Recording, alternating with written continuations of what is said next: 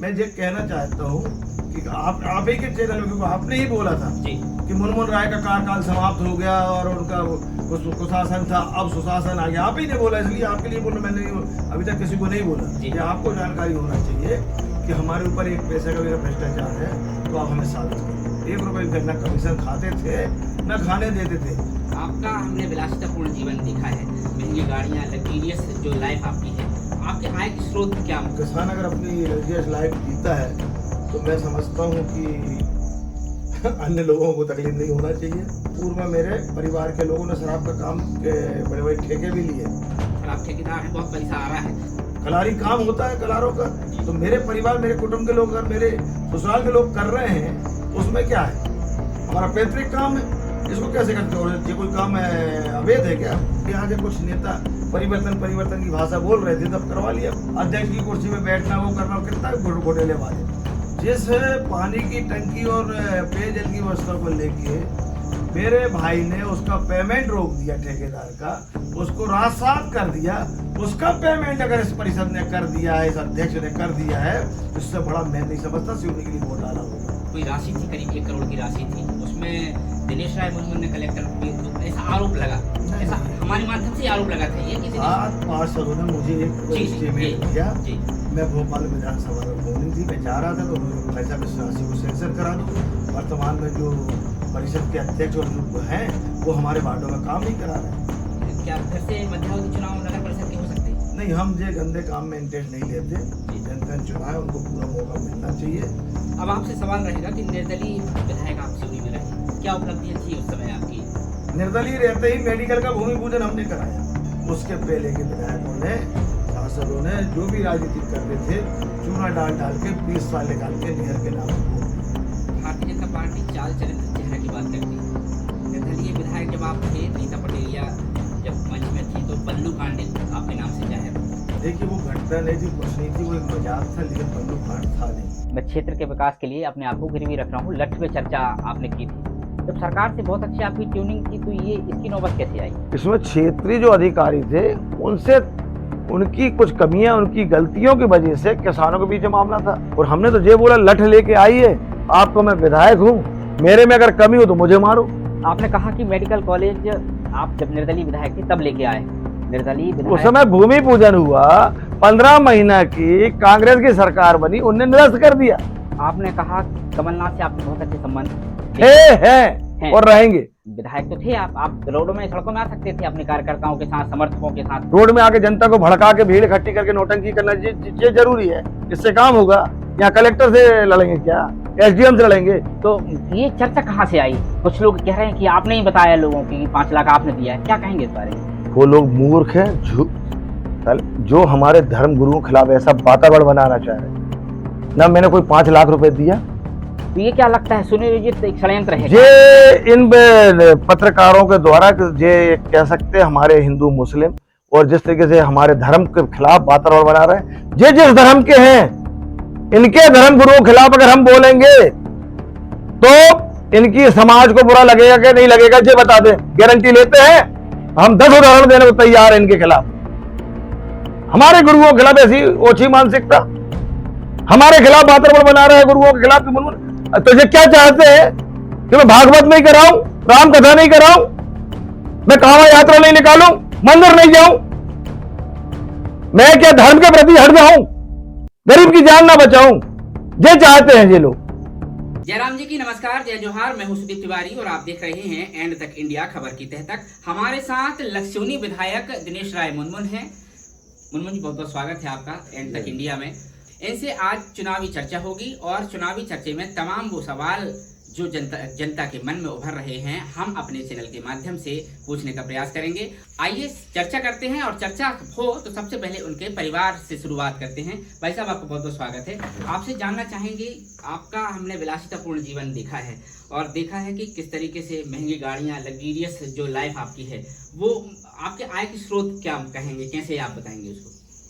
देखिए, जन्म भी मैंने किसी माल बाजार परिवार में ही लिया हूँ जी, और हमने हमेशा जीवन में मेहनत किया है। और आप इसको लग्जरियस कह रहे हैं तो मुझे इस बात की खुशी है कि एक किसान का बेटा, एक खुद बाद में किसान है हम, और किसान अगर अपनी लग्जरियस लाइफ जीता है तो मैं समझता हूँ कि अन्य लोगों को तकलीफ नहीं होना चाहिए, क्योंकि किसान की जो मेहनत होती है स्थायी होती है, कमाई भी स्थायी होती है। 3 साल में एक बार घाटा भी होता है, लेकिन आज तुम देख रहे हो मेरे फार्म हाउस में जी मैं 40-45 एकड़ में मैंने देखो पूरे में टमाटर और मिर्ची लगी हुई। इसमें हम लोगों को करोड़ों का घाटा भी होता है और करोड़ों रुपए का हम लोग फायदा भी करते हैं। इसी प्रकार हमारी जमीन नरसिंहपुर जिला में मैं हमारी खेती हम बचपन से करते आ रहे हैं हम लोग। और उसके साथ साथ आपको जानने की भी आवश्यकता होगी कि मेरे इसके अलावा मेरे 4 पेट्रोल पंप हैं, स्वयं के 4 पेट्रोल पंप हैं मेरी खुद की राइस मिल है। मैं खुद में एक ठेकेदार हूँ, पहले से मैंने ठेकेदारी किया हूँ। पूर्व में मैंने, जब मैं विधायक नहीं था, पूर्व में मेरे परिवार के लोगों ने शराब का काम के बड़े बड़े ठेके भी लिए। आज भी मेरे हाईवे 4 वे में मेरे टोल के बड़े बड़े काम चल रहे हैं, मेरे अन्य कई काम हैं। लेकिन मैं कह सकता हूँ सबसे बड़ी मेरी कोई आमदनी है और मेरा कोई काम है तो वो मेरी खेती है, जिसकी वजह से मैं अपने आप को संतुष्ट पाता हूँ। और जिस परिवार में पला पोसा हूँ उस जीवन से जीने की मेरी शैली है। जब हम आम जनता के बीच में जाते हैं तो लोगों का ये मानना है कि शराब ठेकेदार है, बहुत पैसा आ रहा है, तो इसमें क्या प्रतिक्रिया रहेगी आप? देखिए सुधीर जी, आप गलत बोल रहे हैं। जी, जनता नहीं बोलती हम शराब ठेकेदार है। जी, आप जैसे पत्रकार और नेता बोलते हैं शराब ठेकेदार। जनता को तो मालूम है कि मुनमुन भैया व्यवसाय करते हैं, कमाते हैं और हम गरीबों की हम मदद करते हैं, मरते को बचाते हैं, बीमार का इलाज कराते हैं, एक्सीडेंट वाले को उठा के इलाज में ले जाते हैं, मौत मट्टी होती है तो उनकी व्यवस्था करते हैं, घायलों को इलाज कराते हैं, गरीबों की शादी होना, बच्चों की शादी, उसमें मदद करते हैं। सुख दुख में खड़े होने वाला मुनमुन राय है। मैंने क्या बोला, मेरे नाम पे ना कोई शराब ठेके हैं, मैं जात का कलार हूँ, तो दूसरों को क्यों तकलीफ हो रही नेताओं को? कलारी काम होता है कलारों का, तो मेरे परिवार, मेरे कुटुंब के लोग, अगर मेरे ससुराल के लोग कर रहे हैं उसमें क्या है भाई? मैं कोई शराब ठेकेदार नहीं हूँ, ना मैंने किया, लेकिन मेरे परिवार ने पहले किया है, मैं भी उस काम से जुड़ा रहा। मेरा भी जब जवान था, मैं स्कूल कॉलेज पढ़ के निकला तो मेरे भी इंटरेस्ट था कि मैं भी अपने उस काम में रहूं। हमारा पैतृक काम है, इसको कैसे करते हो? ये कोई काम है अवैध है क्या? सरकार इसका टेंडर दे रही है, सरकार इसकी राजस्व ले रही है, और इसी पैसे से तुम जैसे पत्रकार और नेताओं को भी इसका फायदा मिल रहा है। आज आप लोग सरकार की योजना का फायदा ले रहे हो, तो क्या सरकार क्या इसमें शराब के पैसे से जो आय हो रही वो नहीं खर्च कर रही क्या? बिजली कहाँ से चल रही, खेतों में पानी कहाँ से आ रहा, दवाई कहाँ से खरीदी जा रही, अस्पताल कहाँ चल रहा है? तो इसी प्रकार सरकार अपने व्यवसाय चीज़ों को, कुछ चीज़ों को जो वाणिज्यिक कर लेकर इसको नीलाम करती है, उसको लोग इसमें पेटी कॉन्ट्रैक्टर या कॉन्ट्रैक्टर के रूप में लोग काम करते हैं। मैं स्वयं ना ठेकेदार हूँ, पूर्व में बता चुका हूँ, जब मैं विधायक नहीं था मेरा इन कामों के प्रति भी इंटरेस्ट था, और जो एक युवा को होना चाहिए, हर उद्योग हर व्यवसाय में कोई ना कोई होता है कि मेरे को ये काम करना चाहिए। लेकिन मैं कह सकता हूँ पूरी ईमानदारी से कि शराब ठेके से मेरा कोई संबंध नहीं। आपके सवाल भी सवाल रहेगा, क्योंकि आपका बहुत लग्जरियस लाइफ है। हमने आपके बारे में पढ़ा है कि आप अधिवक्ता भी हैं, आपने अधिवक्ता की पढ़ाई भी की है। तो जब इस जीवन से आप जुड़े थे तो प्रैक्टिस भी कर सकते थे हाई कोर्ट में या सिविल कोर्ट में, राजनीति में कैसे आपका रुझान गया? देखिए, कॉलेज में पढ़ते पढ़ते मैंने स्टोन क्रेशर डाला। आरा मशीन पहले ही से मेरे पिताजी से कि उसको देखते थे, उन्हीं ने डाली थी आरा मशीन, और मैं आरा मशीन भी देखता था। स्टोन क्रेशर की खुद में मेहनत करके मैंने डाली। अपने बड़े भाई जितेंद्र राजेश्वर की, जो नगर परिषद के अध्यक्ष थे, और पूरे नरसिंहपुर की खेती में संभालता था। और पढ़ने के बाद मेरे को लगा कि मुझे कहीं बाहर नौकरी में जाना चाहिए। तो उस समय सबसे बड़ा इंटरेस्ट लोगों को रहता था कि हम कहीं ना कहीं सरहद में जाएं, मिलिट्री में जाएं और अपने देश के लिए काम करें। तो उसके लिए मैंने प्रयास करना चालू किया, लेकिन फादर ने मुझे मना कर दिया कि यार अपन नौकरी क्यों करना चाहते हैं, सैकड़ों लोग आपके पास काम कर रहे हैं, हम लोग नौकरी देने वाले हैं, तुम जाके नौकर क्यों बनना चाहते हो? मालिक बनो ना, यहाँ पर बैठ के काम करो, काम देखो। इसलिए मैंने कोई नौकरी नहीं की। और आपको मालूम होगा MCOM LLB करने के बाद भी मैं इसलिए वकालत भी नहीं किया। प्रयास किया, मैंने एक केस लड़ा था मैंने स्वयं का, जब नगर पालिका में था उस समय हमारे खिलाफ में इसी प्रकार कोई सरकारी जमीन थी उस नगर पालिका की, उसको बचाने के लिए मैं खड़ा हुआ था और वो बचा के छोड़ दी। बाकी आज ही मेरा रजिस्ट्रेशन है, लेकिन मैं चाहता हूँ कि जब जन सेवा में आ गया हूँ, जनता के बीच में आ गया हूँ, तो ये भी मेरी एक सेवा है, ये भी मेरा एक काम है। तो मैं इसके माध्यम से मैं जनता के बीच में हूँ और व्यवसाय मेरा है, मैं कह भी सकता हूँ, मैं उद्योगपति भी हूँ। छोटे बड़े मेरे कई काम है उद्योगों के। और आप देख रहे हैं तालाब है मेरा, इसमें फिशिंग का काम है, मेरा हैचरी है। मैं यहाँ पर बड़े बड़े बूढ़ा रखा हूँ, इनसे मछलियों के जो बच्चे पैदा होते हैं वो कई तालाबों के लिए यहाँ से जाते हैं मेरे यहाँ से।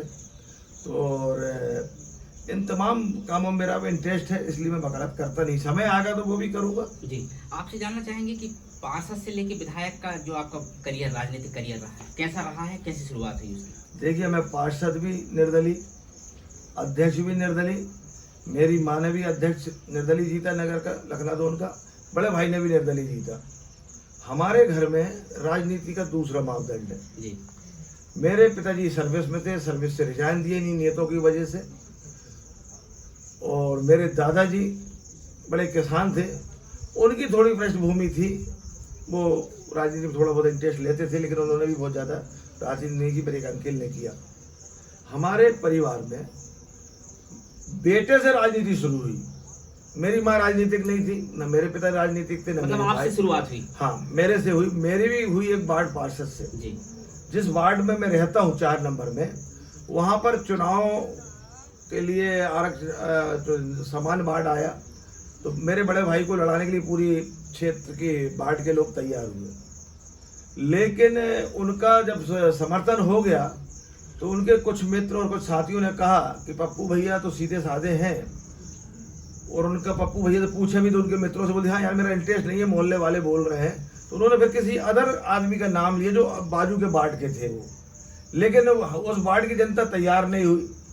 और उनके साथ जो बड़े भाई के साथ जो नेता लोग थे, जो राजनीतिक पार्टी से जुड़े थे, उन्होंने कहा कि पप्पू ये तुम मत लड़ो, हम इनको लड़ाएंगे। तो उससे हमारे वार्ड के लोग भड़क गए कि अब ना जे लड़ेंगे ना वो लड़ेंगे, अब मुनमुन राय लड़ेगा चुनाव। तो वहाँ बात भी आई, और जो सत्यता है, जो पार्षद बनने के पहले मेरी मानसिकता राजनीतिक नहीं थी। मैं नेतों से चिढ़ता था, नेतों का पैर पढ़ना पसंद नहीं करता था मैं। तो उसका मैं उदाहरण हूँ, मैं एक अच्छा खिलाड़ी था, ओल्ड वार्ड में नेशनल खेलने गया, लेकिन मेरी कोई व्यवस्था नहीं की, जिसकी वजह से आज मैं उस खेल में नहीं गया। फुटबॉल खेलता था मैं, क्रिकेट खेलता था, लेकिन हमको कोई भी नेता मदद नहीं करता था। नेता मंच में आता था, भाषण देकर चला जाता था, उनसे बोलते कुछ चंदा दे दो, कुछ मदद कर दो, कुछ ग्राउंड दे दो, खेल का सामग्री दे दो, वो देना नहीं चाहते थे। वो तो कहते हम आ गए ही, वही तुम्हारे लिए एहसान है, आपके कार्यक्रम में हम आ गए, इसको ही तुम बड़ा मानो। तो कहीं ना कहीं इनसे मैं छुप था, इन सब चीज़ों से। लेकिन वहाँ के वार्ड के लोगों ने मुझे पार्षद के लिए फार्म भरा दी, और आपको मालूम होना चाहिए उस वार्ड जब मैं चुनाव लड़ा तो सबकी जमानत जब्त हो गई। और जब जमानत जब्त हुई जीतने के बाद, मैंने कहा जीत गए तो नेता है, नेता जैसे घूमते रहेंगे, अपना व्यवसाय देखते रहेंगे। उस समय मैं विरोध से चलता था, मेरा बोलचाल ठीक नहीं था, मैं झगड़ेलू प्रवृत्ति का था उस समय। इसमें कहीं दो बात नहीं है कि मुझे गुस्सा तो आता है, और पहले भी आता था, अभी भी आता है, अभी भी आता है। गलत काम को, बेईमानों के खिलाफ आता है जी। और उसको मैं काबू करने का प्रयास भी करता हूँ, जिसके लिए आगे बताऊंगा। और तो लोगों ने इसलिए चुना कि अगर ये इनका व्यवहार ऐसा है, नेचर ऐसा है, अधिकारी सुनते ही नहीं है, नगर पालिका जाएंगे तो दबाव बनेगा। मैं बताना चाहूँगा, 5 साल में मैं सिर्फ मीटिंग में जाता था, मैं नगर परिषद में पाँव नहीं रखता था। फोन ही लगाता था कि फलाने वार्ड की रोड सुधरवा दो, फलाने नल क्या हुआ, बिजली विभाग को, जिन विभागों को। मेरे फोन के बाद अधिकारी कर्मचारी आके सुधारते थे। जब आप पार्षद थे उस समय अध्यक्ष कौन थे? उस समय मुनी बाबा जी अध्यक्ष थे। अच्छा, मतलब उनके अंडर में आप पार्षद? हाँ, वो मैं हमारे अध्यक्ष थे मुनी बाबा जी, उस समय मैं पार्षद था। उनके बाद से फिर मैं खुद अध्यक्ष बना। तो ये अध्यक्ष बनने की कहाँ से आपको, मतलब किसी ने जब वार्ड में था, आपको मालूम होगा, पूरी पेयजल की टंकी का काम रुका था, नल जल योजना रुकी थी। जब मैं पार्षद बना उसमें मैंने अपना घुटना रखा उन अधिकारियों के ऑफिस में जाके, तो उन्होंने मेरे को हफ्ता 10 दिन में सब काम को प्रोग्रेस देके करके चालू कराया।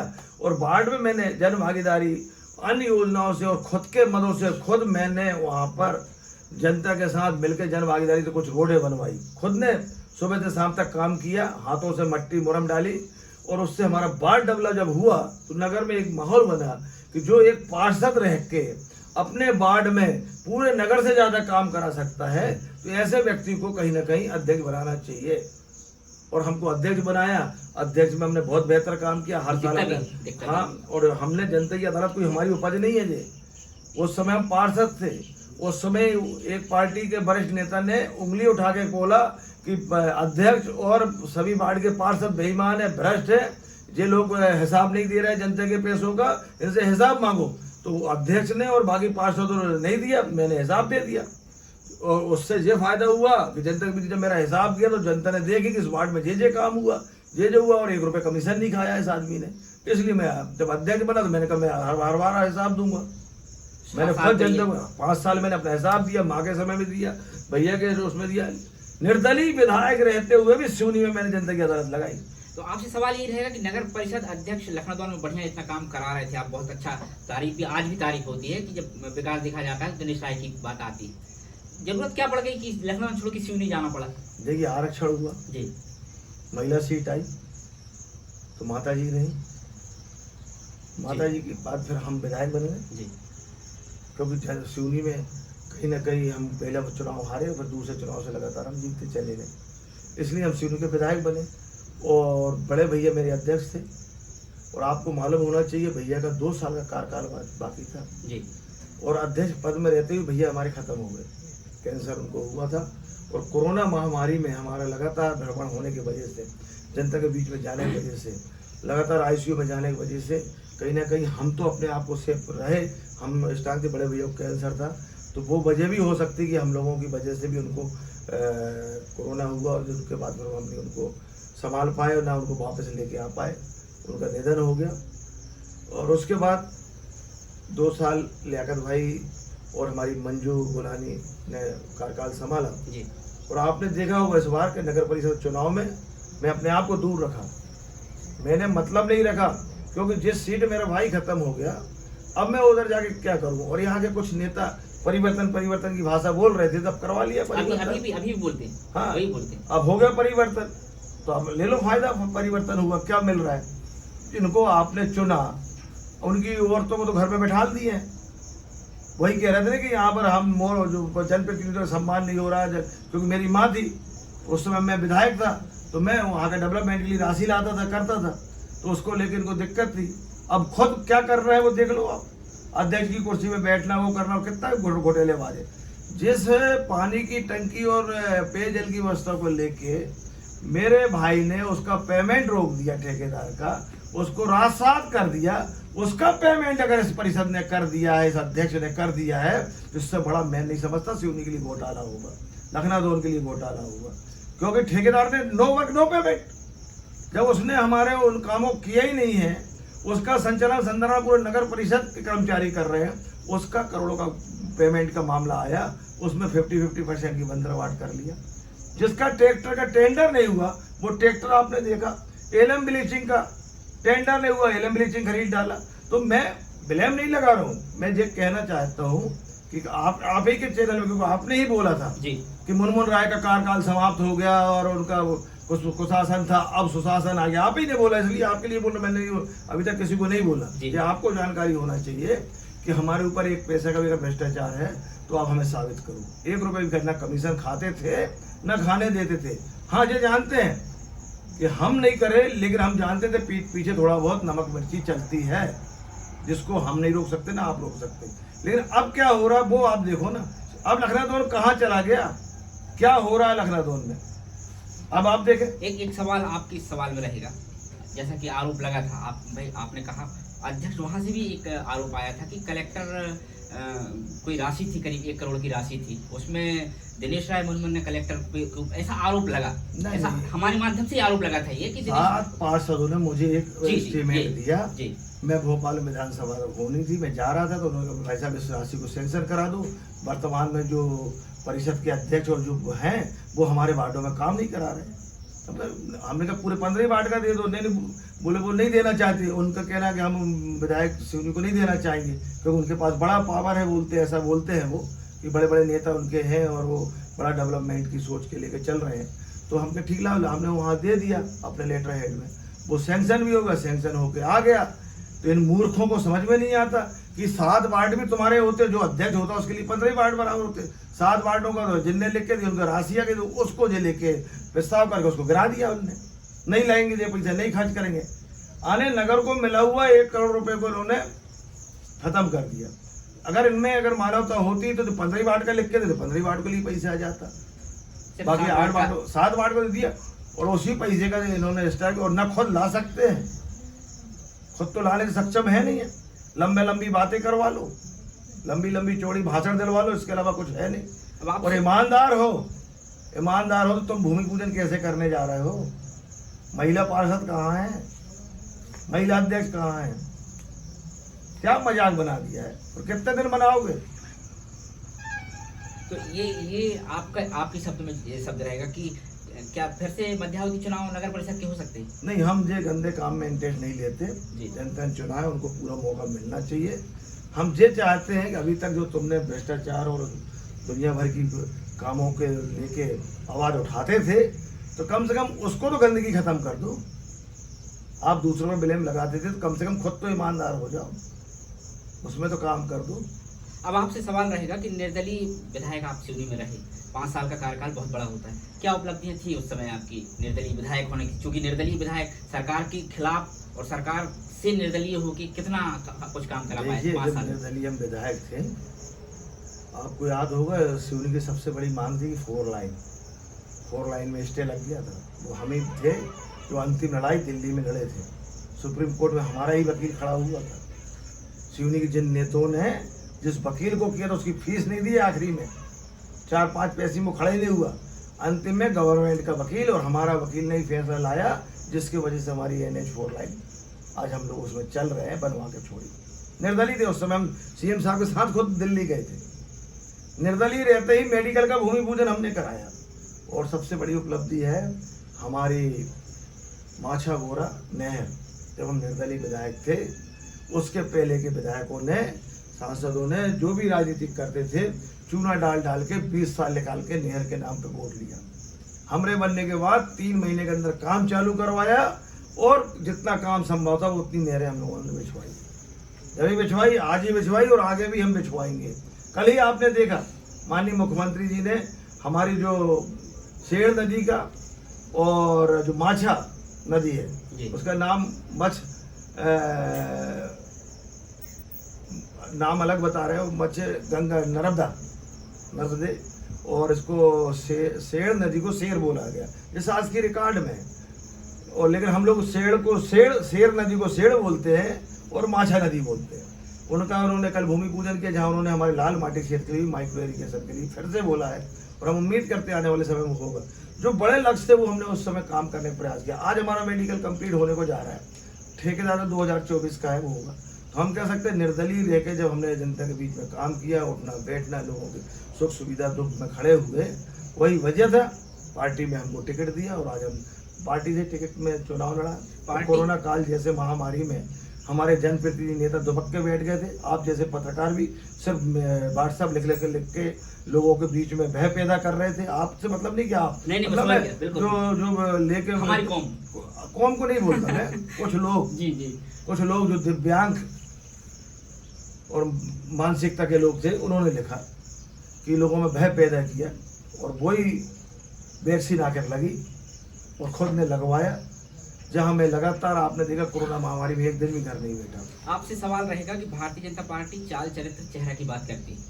निर्दलीय विधायक जब आप थे तो एक मंच में एक चर्चा का उस समय दौर है कि नीता पटेरिया जब मंच में थी तो पल्लू कांड आपके नाम से जाहिर, और ये पब्लिक में चर्चा भी है। तो पल्लू कांड क्या एक सुनियोजित एक वो था या फिर इत्तेफाकन या हंसी मजाक, फिर उसके बाद भारतीय जनता पार्टी आपको सहर्ष स्वीकार भी कर लेती है? ये इसमें थोड़ा सा प्रकाश डालेंगे। देखिए, वो घटना नहीं थी, कुछ नहीं थी, वो एक मजाक था, लेकिन पल्लू कांड था नहीं जी। जो उस समय पत्रकार था वो आज ही वो पत्रकार है, आज ही वो शराब दुकानों में तुम देखो रात दिन घूमता रहता है जी। उसने वो दिखाया था, जिसकी वजह से हमारी श्रीमती नीता पटेरिया भाभी जी भी आहत हुई थी, हम भी आहत हुए थे। जब ये घटना नहीं है, उसको दुर्भावनापूर्ण उस गंदे आदमी का चरित्र था, गंदगी थी जिसने वो किया, और जिसकी जांच हुई, जांच में दूध का दूध पानी का पानी हो गया, जब कोई प्रकरण ही नहीं था। लेकिन हमने उस समय भी नहीं किया, छोड़ के चला, छोड़ो आज ही तो कल। लेकिन आज एक सीमा होती है, बर्दाश्त करने की सीमा होती है। ऐसे गंदे आदमियों को भी अब बेनकाब करने का समय आ गया है। जो आदमी रात दिन दारू पिए रहता है और जो आदमी रात दिन वसूली कर रहा है ट्रकों से, कहीं पुलिस में जाके, कहीं अन्य विभागों में भ्रष्ट आदमी, और वो दूसरों के ऊपर उंगली उठाता है, तो ऐसे आदमी भी बेनकाब वो करने का कर्तव्य भी आप सबका है। भाजपा सरकार है, उससे ट्यूनिंग आपकी कैसी? हम सरकार के एक पहिया है, सरकार के साथ जैसी सरकार चलती है वैसे हम लोग चलते हैं। आपके बारे में मैं कल रात में पढ़ाई कर रहा था, आपकी वीडियो भी मैंने देखा है, उसमें एक जगह आपने कहा है कि मैं अपने आप को गिरवी रख रहा हूँ, मैं क्षेत्र के विकास के लिए अपने आप को गिरवी रख रहा हूँ, लठ पे चर्चा आपने की थी। जब सरकार से बहुत अच्छी आपकी ट्यूनिंग थी, तो ये इसकी नौबत कैसे आई? सरकार, इसमें सरकार वाला मामला ही नहीं था। इसमें क्षेत्रीय जो अधिकारी थे उनसे, उनकी कुछ कमियां, उनकी गलतियों की वजह से किसानों के बीच में मामला था। लठ पे चर्चा का संबंध ये था कि आप रेलवे का मामला था, रेलवे अधिकारी समय पे काम कर नहीं रहे थे। उस समय हमारा नहर का मामला था जो समय पे पूर्ण हो नहीं रहा था। बिजली विभाग था, बिजली विभाग की कुछ कमियां थी, तो इनको विभाग को लेकर कि भाई किसान आदमी लठ लेके आओ भैया, आ रहा है सांप बिच्छू गली में मिल जाए, इसलिए लठ में लेके आए। और हमने तो ये बोला लठ लेके आइए, आपको मैं विधायक हूं, मेरे में अगर कमी हो तो मुझे मारो। मैंने अधिकार दिया था जी। कोई अधिकारियों को मारने के लिए थोड़े दिया था। अधिकारियों को मारने की जरूरत नहीं है मनमोहन राय को। भ्रष्ट और निकम्मा अधिकारी मेरे यहां टिक नहीं सकता। गवर्नमेंट सर्वेंट हो तुम, सरकारी नौकर हो, मालिक नहीं हो। मैं भी विधायक हूं, जनता का सेवक हूं, नौकर हूं, मैं भी मालिक नहीं हूं। इसलिए हमारी और उनकी ड्यूटी बनती कि जो मालिक बोले उसका ईमानदारी से काम करें। ढाल सिंह बिसेन से भी आपकी बहुत अच्छे संबंध मतलब हैं। पिता तुल्य है वो हमारे। तो अभी उनका भी नाम चल रहा है सिवनी से, कि शायद आपकी जगह उनका नाम चर्चाओं में। सबका नाम चल रहा है, पार्टी जिसको उचित समझेगी टिकट दे। जैसा आपने कहा कि रेलवे की नहीं सुनी जा रही है, डबल इंजन सरकार है, केंद्र नहीं में नहीं, उस भाजपा समय है। वो ठेकेदार काम नहीं कर रहा था। रेलवे क्यों नहीं सुनेगी, इतनी बड़ा रेल का लाया आया और भी काम आ रहा। उस समय तत्कालीन अधिकारियों के द्वारा जो भी काम कराए जा रहे थे, जो ठेकेदार पद्धति से काम होते हैं, लेकिन ठेकेदारों द्वारा समय पे नहीं करने के कारण एक उसमें एक गाइडलाइन तय की गई थी, इनको बुलाओ यहाँ बैठ के चर्चा करें। किसान चर्चा, अभी भी किसानों मोर्चा ने एक रोड में ट्रैक्टर जाम कर लिया, क्या बोलोगे आप? उसमें भी आरोप लगे थे, स्थानीय समाचार ने छापा था, समाचार पत्र ने, कि आप लेट पहुंचे। कि लेट पहुंचे। अब ये बताओ, आप हमको कोई सूचना नहीं दोगे, हमको बताओगे नहीं। हमारे जिले में 4 विधायक हैं, 2 सांसद हैं, सिर्फ मनमोहन राय को अकेले क्यों बुला रहे हैं? और मनमोहन राय गमी हो गई, हम बाहर थे अपने, हम जिले से बाहर थे। रात में 10 बजे बोले हम क्यों आएंगे, रात में 10 बजे, सुबह गए ना हम 7 बजे, मिला किसानों से। आखिर क्या वो हुआ, उसमें पीछे से राजनीतिक लोग थे, कुछ राजनीतिक लोगों का हथकंडा है उसमें। आपने कहा कि मेडिकल कॉलेज आप जब निर्दलीय विधायक थे तब लेके आए। निर्दलीय उस विधायक समय भूमि पूजन हुआ, 15 महीना की कांग्रेस की सरकार बनी, उनने निरस्त कर दिया। अभी जब हम बीजेपी के विधायक थे, फिर उसको शिवराज जी ने पास किया और फिर बना। उस समय जो मिला था उसको 15 महीने की सरकार ने निरस्त कर दिया। 15 उसी महीना जब निर्दलीय थे, 2 माइक्रो इरिगेशन और लिफ्ट इरिगेशन लेके आए लाल माटी क्षेत्र के लिए। 15 महीने की सरकार ने उसको निरस्त करके अपने सोसर, अपना चोरई, वो सब ले गए, जिसका परिणाम है आज हमारे किसान बेचारे जो बैठे थे सड़क में। और अब हम पुनः प्रयास कर रहे हैं कि उसको 2 महीने में, अगर हमारा सिंचाई विभाग चुनाव के बाद उसका पूरा सर्वे और उसका डिजाइन नक्शा तैयार कर देगा, हमारी सरकार आएगी, उसको हम पास कराएंगे और लाल माटी में माइक्रो इरिगेशन, लिफ्ट इरिगेशन से पानी दे के छोड़ेंगे हम। और 5 साल के नए विधायक बनने के बाद वो क्षेत्र भी हमारा सिंचित होगा।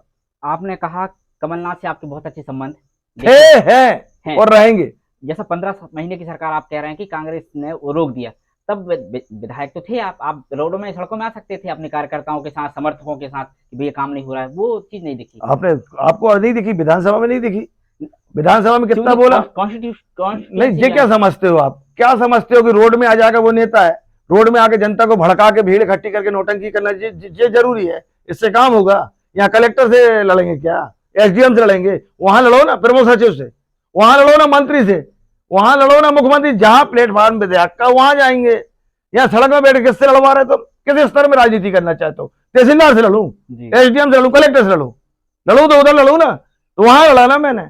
चलिए, रोक के रखा है, नहीं करने दिया, संभाग नहीं बनाने दिया मैंने छिंदवाड़ा। अभी और मेडिकल क्यों आया फिर, मेडिकल क्यों आया फिर? आया ना, आया। अभी काफी लंबा समय हो गया है, बहुत टाइम लग रहा है, क्या वजह है, देरी क्या हो रही है? कहाँ 2024 कह रहे हैं आपकी, 2024 में उसका टेंडर ही है 2024 में यार। अभी 3 साल तो हुए ही है, 3 साल में 1 साल लग गया, 2 साल में तो बना डाला, 2 ही साल तो हुए काम। 2024 अभी लगभग कंप्लीट। अभी हम उस दिन निरीक्षण करने गए जी, हमारे जो पहला बैच आएगा उसके लायक तो हमारा बन गया है, लेकिन पूरा कंप्लीट अगर नहीं होगा और उसमें चालू कर देंगे तो बच्चों को असुविधा होगी। उसका जांच कराई तो उसने ठेकेदार ने 4-6 दिन बोला था बिल्डिंग कंप्लीट करने में, लेकिन और इंस्ट्रूमेंट खरीदे जा रहे हैं उसमें, सब उसमें सोना है। तो लगभग लगभग वो हमारा जनवरी फरवरी में जाएगा और हम ही करेंगे ना जी उसका लोकार्पण। भूमि पूजन किया है तो लोकार्पण भी हम करेंगे, किसी और का विश्वास है कोई नहीं कर सकता वहां। आपसे सवाल रहेगा, जिला चिकित्सालय रेफरल माना जाता है, रेफर कहते हैं कि रेफर सेंटर हो गया है, तो क्या लगता है मेडिकल कॉलेज भी ऐसे ही हो जाएगा क्या? जी नहीं, आपको क्या लगता है मेडिकल कॉलेज में क्या रेफर होगा? भाई अगर आप सीरियस हो तो आप रेफर करा सकते हो। सिवनी में कितने लोगों का ऑपरेशन हो रहा है, कितने लोगों का इलाज हो रहा है, कितने लोगों की जान बच रही। कुछ केस ऐसे होते हैं जो सिवनी में नहीं हो सकते, वही रेफर हो रहे हैं। अधिकांश तो गरीब तो पूरा सिवनी में करा रहा है। पैसा वाला आदमी रहता है, उसको जल्दबाजी रहती है, वो उठ के चला जाता है, क्योंकि भाई एक सीमित संसाधन में वहाँ इलाज है, मशीनें हैं। और अब आज के समय में आपको ज्ञात होना चाहिए कि लखनऊ का व्यक्ति सिवनी इलाज कराना चाहता है, सिवनी कराना चाहता है, और हमारा धनककड़ी का व्यक्ति लखनऊ कराना चाहता है, और सिवनी का आदमी नागपुर, नागपुर का दिल्ली, दिल्ली का आदमी अमेरिका। ये प्रवृत्ति भी रहती है। वही एक गोली से आप धनककड़ी में वही डॉक्टर के इलाज से ठीक हो जाओगे, लेकिन हम सक्षम है, हमें और तो इसलिए हम बाहर। और सक्षम किसने बनाया? इसी 18 महीने की सरकार ने ऐसी योजनाएं लाई जिसकी वजह से हम लोग सब सक्षम हो गए। आज ऐसा कोई घर नहीं जिसमें मोटरसाइकिल ना हो, ऐसा कोई गांव नहीं जहाँ 20-50 ट्रैक्टर ना हो। दल सागर में निर्माण कार्य की बात चल रही है, उसमें भी आप पर आरोप लगे, स्थानीय अखबारों में बहुत छापा कि ठेकेदार के साथ साठगांठ है, कोई कार्रवाई नहीं करा रहे हैं, जानबूझकर लेट किया जा रहा है, वहां सिल्ट की सफाई नहीं हुई है, जबकि दल सागर केंद्र बिंदु माना जाता है सिवनी जिले का, सिवनी मुख्यालय का। सिल्ट की आसपास की जो बाकायदा उसमें सौंदर्यीकरण हो सकता था, उसमें देरी हुई है, आरोप लगे हैं, क्या उसमें आपका कहना रहेगा? मैं आप पूछता हूँ, नगर पालिका परिषद किसकी है, और नगर पालिका की जो गंदगी वो कौन साफ करेगा? विधायक करेगा कि नगर पालिका करेगी? बताओ ना आप, कौन करेगा? नगर पालिका करेगी ना। नगर पालिका कर्मचारी, नगर पालिका कांग्रेस की है, उनको 10 बार बोला कि आप करो, इतना पैसा पहली बार होगा जो हमारी सरकार से उस नगर पालिका में ला के दिए, लेकिन काम नहीं करना चाहते। टेंडर उसके 7-8 बार लगे उस ब्रिज के, तो ठेकेदार लेना नहीं चाह रहे। और जो टेंडर हुआ है, जो भी बोल रहे हैं, उनसे मेरा निवेदन है, अगर वो ईमानदार है जनता के सामने उसकी जांच करके लाके दें कि कितने रुपए का वो टेंडर है और उस रेट में वो काम करना संभव है, तो वो बता दें। और भ्रष्टाचार है तो भाई उनकी नगरपालिका जांच करे ना, पेमेंट रोके ना, उसमें मेरा क्या अधिकार है? सिवनी शहर बहुत छोटा है, बस स्टैंड का भी विवाद आया, क्षेत्रीय लोगों का कहना था कि बस स्टैंड बाहर नहीं जाना चाहिए, फिर आखिर वो सुनने में आया है कि बाहर चला गया है, उसमें क्या आपकी भूमिका है, क्या कहना चाहेंगे? देखिए, सुनना बोलना चलता रहेगा, जो इस तरीके से लोग करते हैं। बस स्टैंड जहां है बस स्टैंड वहीं रहेगा, उसी बस स्टैंड को सुधार करके उसमें निर्माण कराया जाएगा। बस स्टैंड हटाया नहीं जा रहा, लेकिन सिवनी बड़ा होते जा रहा है, नगर निगम बनते जा रहा है, मेडिकल हब बनेगा, तो सिवनी के लिए एक और आधुनिक बस स्टैंड की आवश्यकता है और रहेगी। आज नहीं तो 5 साल, 3 साल, 10 साल के बाद सिवनी बढ़ेगा। इसलिए एक बस स्टैंड हमारा सब्स्टिट्यूट, हाँ, उधर बनेगा, जहां और बसों को वहां पर हम लोग लाना ले जाना के लिए करेंगे। जब शहर में कोई धार्मिक कार्यक्रम हो रहे हैं तो बसें वहां रुकेंगी, कुछ बसों को वहां डाइवर्ट करने के लिए, शहर की आवागमन की व्यवस्था सुधारने के लिए, उसके लिए वो बस स्टैंड भी नितांत आवश्यकता है। उसी शहर का डेवलपमेंट हो सकता है जहां कहीं ना कहीं फैलाव होना चाहिए इन डेवलपमेंटों को, नहीं तो फिर और चौड़ी रोड करना पड़ेगा। इतना ट्रैफिक बढ़ने के कारण सभी बसों को अगर इस बस स्टैंड में लाएंगे तो मैं नहीं समझता कि यहाँ पर बसों का संचालन हो। इसलिए फिर अब उसमें तो मांग आने लगेगी, अब ओवर ब्रिज बनाओ, फ्लाई ओवर बनाओ, तो यही करोगे आप तो फिर शहर के नीचे मार्केट ही खत्म हो जाएगा, गरीबों का, लोगों का, व्यवसायियों का। लोगों को भी तो रोजगार मिले। आप एक दुकान खोले हो तो आप चाहिए सिर्फ आपके सामने बस लगे बस स्टैंड में, यार 10 लोग भी है, 10 को भी तो धंधा मिलने दो। आपका बस स्टैंड आपका चलेगा, लेकिन नया बस स्टैंड भी बनेगा। दिनेश राय मुनमुन अपने काम और कार्यशैली से पहचाने जाते हैं, आम लोगों तक उनकी पहचान और पहुंच और पकड़ है, और जरूरत नहीं है कि ज्यादा प्रचार प्रसार करना पड़े, जीत सकते हैं आप। तो आखिर क्या जरूरत पड़ती है कि चुनाव के समय सेलिब्रिटी आपको बुलवानी पड़ती है? देखिए, ये चुनाव के लोगों के साथियों के ऊपर निर्भर रहता है।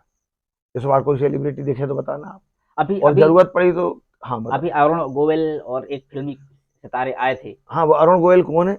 अरुण गोविल जो है कौन है? रामायण के राम के किरदार का किरदार किया था और काय में बुलाए थे क्रिकेट में ग्राउंड में है, जिन्होंने उस समय की रामायण का जो चित्रण किया था। आपको मालूम होगा, बसें तो छोड़ दो, ट्रेनें रुक जाती थी उस सीरियल को देखने के लिए। तो वो हमारी धरती में आए थे और वो एक क्रिकेटर आए थे, साथ में एक हमारा उसमें फिल्मी कलाकार भी आए थे, क्योंकि युवाओं का था। और आपको मालूम होगा उसमें कम से कम 150-200 टीमों ने भाग लिया था। हमारे जो युवा खेलते हैं उनको प्रोत्साहित करना है, उनको सम्मानित करने के लिए आए। जगतगुरु शंकराचार्य स्वामी अभिमुक्तेश्वरानंद आपके यहाँ आए और पादुका पूजन भी हुई। उसके बाद फिर एक स्थानीय अखबार ने छापा भी कि 5 लाख रुपए की राशि आपके द्वारा दी गई है, आरोप इन पे लगे। हालांकि उन्होंने भी प्रेस मीडिया में पत्रकारों को चिल्लाया और डांटा है। इसमें आपको क्या लगता है, ये 5 लाख की बात कहाँ से अचानक से आ गई? आपने खंडन देखा उस पेपर में? बिल्कुल नहीं, अभी खंडन तो हम उसके बारे में नहीं सुना है, लेकिन हमने शंकराचार्य दूसरे दिन उसने खंडन छापे के नहीं छापा उस पेपर में? भाई छापा क्या नहीं छापा? एक बात, हमारे लिए संतों का कथा कराना, भागवत कराना, धार्मिक कामों में करना, कांवड़ यात्रा में जाना, हमारे जगत गुरु शंकराचार्य जी स्वामी की आराधना करना, जे हम हिंदू हैं, हम इन धार्मिक कामों से जुड़े हुए हैं। कुछ शिवनी की ऐसी शक्तियां हैं जो दिव्यांग शरीर रखे हुए हैं और मगर विकलांग मानसिकता का परिचय शिवनी में देने का प्रयास कर रहे हैं। आप देखेंगे जब हमारी रामकथा चल रही थी, कुछ लोग कांग्रेसी ने कमलनाथ की फोटो लगा दी और बीच रोड में लगा दी और एक दिन आगे आप कथा नहीं सुनी। और उन्हीं का सागर हमारे गुरुजी से क्वेश्चन करता है कि फोटो मुनमुन राय क्यों नहीं लगा रहा, मतलब वो चाहते कमलनाथ जी की फोटो लगाऊं मैं। आप एक चीज जरूर देखना, मेरे को बोलना नहीं था लेकिन मैं बोलना चाहता हूं आपके माध्यम से, मीडिया को भी और जनता को मालूम होना चाहिए हमारे धर्म गुरुओं के ऊपर उंगली उठाने वाले लोग कौन हैं। विधायक जी, आपसे जानना चाहेंगे कि आरोप लगे थे, तो ये चर्चा कहाँ से आई? कुछ लोग कह रहे हैं कि आपने ही बताया लोगों को कि 5 लाख आपने दिया है, क्या कहेंगे इस बारे में? वो लोग मूर्ख हैं जो हमारे धर्म गुरुओं के खिलाफ ऐसा वातावरण बनाना चाह रहे हैं। ना मैंने कोई 5 लाख रुपए दिया, मैंने उसमें बोला भी कि जगत गुरु जी का पूरा 1 वर्ष होने के उपलक्ष्य में गया, वहां भी 20 लाख देने की बात आई। वहां गुरु जी के समाधि में मैंने प्रणाम किया जी। इन गुरु जी से मैं अभिमुक्तेश्वर शंकराचार्य जी महाराज से मिलके आया, पैर पड़ के आया। उस मंच में विवेक तनखा जी भी थे, वहां पर हमारे चाचा प्रजापति भी थे, वहां पर अन्नू भैया थे जो महापौर हैं जबलपुर के, और मैं भी इतना ही मिला और हम निकल गए पांव प्रणाम करके। जब मेरी कोई गुरुजी से ना वहां की संतोष चर्चा हुई, ना मैंने वहां कोई 20 लाख दिया, ना कोई 5 लाख दिया, ना कोई ने मुझसे मांगा भी किसी ने नहीं और मैंने दिया भी नहीं। मैं तो सिर्फ वहां समाधि स्थल में प्रणाम करने गया, तो गुरुजी को से आशीर्वाद लेने गया था। बड़े गुरुजी के यहां भी गया मैं, तो वो भी मेरे को उस समय वो विश्राम में थे, तो मैं उनसे बिना में ले आ गया। तो ये क्या लगता है, सुने ये एक षड्यंत्र है? ये इन पत्रकारों के द्वारा ये कह सकते हैं हमारे हिंदू मुस्लिम और जिस तरीके से हमारे धर्म के खिलाफ वातावरण बना रहे हैं, जे जिस धर्म के हैं, इनके धर्म गुरुओं के खिलाफ अगर हम बोलेंगे तो इनकी समाज को बुरा लगेगा कि नहीं लगेगा, ये बता दें। गारंटी लेते हैं, हम 10 उदाहरण देने को तैयार हैं इनके खिलाफ। हमारे गुरुओं के खिलाफ ऐसी ओछी मानसिकता, हमारे खिलाफ वातावरण बना रहा है गुरुओं के खिलाफ। तो ये क्या चाहते हैं कि मैं भागवत नहीं कराऊं, राम कथा नहीं कराऊं, मैं कांवड़ यात्रा नहीं निकालूं, मंदिर नहीं जाऊं, मैं क्या धर्म के प्रति हट जाऊं, गरीब की जान ना बचाऊं? ये चाहते हैं ये लोग, मैं हटने को तैयार हूं। तो इनमें है हिम्मत ये धार्मिक कार्यक्रम कराने की, बिना चंदा लिए करा के बताएं। धर्म से भी जुड़ना ये गुनाह हो गया क्या? मैं जिस धर्म का हूं उस धर्म के गुरुओं की अगर मैं सेवा करता हूं तो इनमें इतराज क्या? इनके धर्म के भी कार्यक्रम होते हैं तो मुझे बुलाया जाता, मैं जाता हूं, उनके प्रणाम करता हूं उसी सम्मान से। और जब मैं इनके गुरुओं का सम्मान करता हूं तो इनको भी हमारे गुरुओं का सम्मान करना चाहिए। ऐसे लोगों को जनता के सामने बेनकाब होना चाहिए। जिस समाज जाति के जो लोग आते हैं, इनके समाज के लोगों को भी जागरूक होना चाहिए। ऐसे घृणा करने वाले लोगों के खिलाफ आपको भी कुछ ना कुछ कदम उठाना चाहिए कि कहीं ना कहीं हमारे सिवनी के साथ घातक है जिस पर जे इसको कह सकता हूं मैं, जो आतंकवादी है, शहरी आतंकवादी है, जे नक्सलवादी लोग हैं, जे जो शहर में कहीं ना कहीं ऐसा षड्यंत्र करना चाहते जे, और इनके पीछे जुड़ी विकलांग मानसिकता के दिव्यांग लोग इसमें जुड़े हुए हैं, और इनको बेनकाब करना अब हम समाज के लोगों का धर्म बनता है। आपसे ये भी जानना चाहेंगे, चुनाव चल रहे हैं, अगर पार्टी आपको किसी कारणवश हटा देती है तो क्या निर्दलीय चुनाव लड़ेंगे या फिर पार्टी का सर्वमान्य जो निर्णय है वो मैं भारतीय जनता पार्टी में हूं, भारतीय जनता पार्टी का मैं एक कार्यकर्ता के रूप में हूं, पार्टी का निर्णय मेरे लिए सर्वोपरि है।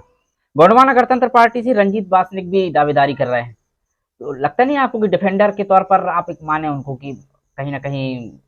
तो कौन रंजीत बासनिक? बरघाट से रंजीत बासनिक हैं जो कि नगर परिषद के चुनाव अरे हाँ, जिन्होंने बहुत बड़ा घपला किया था, वो तुम्हारा वो प्रधानमंत्री आवास मुख्यमंत्री, अरे हाँ, उन्होंने तो बहुत घपला किया और वहीं से बहुत राशि का जेल भी गए थे, वो जेल रहे, अभी भी गए थे, जमानत में है, फिर जेल जाएगा वो तो पिछली बार भी चुनाव लड़ने आया था मेरे खिलाफ। तो अभी तो वो तो पिछली बार आया, किसी से लिया दिया और भाग गया, अब इस बार फिर आ रहा है, फिर जुगाड़ कुछ करने के लिए। मेरे को नहीं लगता वो लड़ेगा चुनाव। दमखम तो लग रहा है, वो तो कांग्रेस ब्लैक मेलर है, वो ब्लैक मेलिंग करने आया है, मिल जाएगा तो भाग जाएगा। फिर मैं नहीं समझता कि वो चुनाव लड़ेगा, वो तो उनका धंधा ही ऐसा है। पिछले बार भी तो आया था फार्म भरने, भाग गया था, इस बार भी घूम रहा है असूली वसूली के चक्कर में, जो उन्होंने भ्रष्टाचार किया, पैसा कमा लिया है खूब, और जेल से अभी छूटा है, फिर जेल जाएगा। वो गरीबों को लूटा है तो जीभ लपलपा रही होगी कि सिवनी का विधायक बन जाऊं तो यहां भी लूट लूं, संभव नहीं है, वो तो भाग जाएगा लौट के। आगामी चुनाव की क्या रणनीति है आपकी, किस तरीके से चुनाव लड़ने वाले हैं? जैसे लड़ते आए वैसा लड़ेंगे, जनसेवा करते आए, लेकिन अब जो जिस तरीके से हमारे धार्मिक गुरुओं के खिलाफ जो वातावरण बना रहे, तो इसके पीछे दिव्यांग व्यक्ति, विकलांग मानसिकता का जो वातावरण बना रहा है, इससे अब सिवनी को बचाना पड़ेगा। ऐसे लोगों को मौका देना अब सिवनी के लिए अनित होगा। जो जुआ सट्टा और तमाम कामों में लिप्त होने वाले लोग और जो धर्म को आड़ में राजनीति करने वाले लोगों से अब सिवनी में आने वाले समय में जिस तरीके से नक्सलवादी पैदा हो रहे हैं, इनका अब खात्मा अगले 5 वर्ष में करके छोड़ना पड़ेगा। मतलब आप मानते हैं कि कोई ठोस कदम आप उठाने वाले हैं? बिल्कुल निश्चित है, निश्चित है। अब इनको नहीं बख्शूंगा, बहुत माफ किया इनको, मौका दिया, सुधर जाओ, नहीं सुधर रहे हैं, लेकिन मैं उम्मीद करता हूं इन 5 सालों में इनका नाम निशान मिट जाएगा। ऐसी घटनाएं सिवनी में करने के लिए इनकी रूह भी कांपेगी। तो ये हमारे साथ सिवनी विधायक दिनेश राय मुनमुन थे, जो अपनी बेबाक वाक्पटुता के माध्यम से हमारे तीखे और सीधे सवालों का सीधा सीधा जवाब दे रहे थे। देश और दुनिया की बाकी खबरों के लिए जुड़े रहिएगा एंड तक इंडिया के लिए। चाय विद सुदीप के साथ फिर किसी नए चेहरे मुलाकात होगी, तब तक लिए विदा लेते हैं। जयराम जी की नमस्कार, जय जोहार।